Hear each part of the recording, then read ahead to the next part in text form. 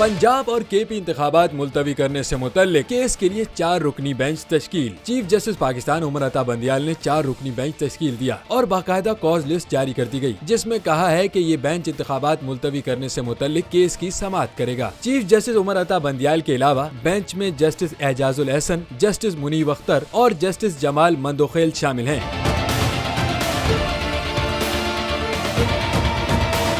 वाज़ेह रहे कि पंजाब और खैबर पख्तूनख्वा सूबों में इंतखाबात की तारीख मुलतवी करने के खिलाफ दरख्वास्त पर समाअत करने वाला बेंच टूट गया था, क्योंकि 5 रुकनी बेंच में शामिल जस्टिस अमीनुद्दीन ने मजीद समाअत से माजरत कर ली थी। जस्टिस अमीनुद्दीन ने कहा था कि गुज़िश्ता रोज के फैसले के बाद इस केस को सुनने से माजरत करता हूँ। मैं जस्टिस काजी फाइज ईसा के फैसले के बाद बेंच का हिस्सा नहीं रहना चाहता। वाज़ेह रहे कि इलेक्शन कमीशन की जानिब से पंजाब में 30 अप्रैल को शेड्यूल इंतखाबात को मुलतवी करने के खिलाफ PTI की दरख्वास्त पर सुप्रीम कोर्ट का 5 रुकनी बेंच समाअत कर रहा था।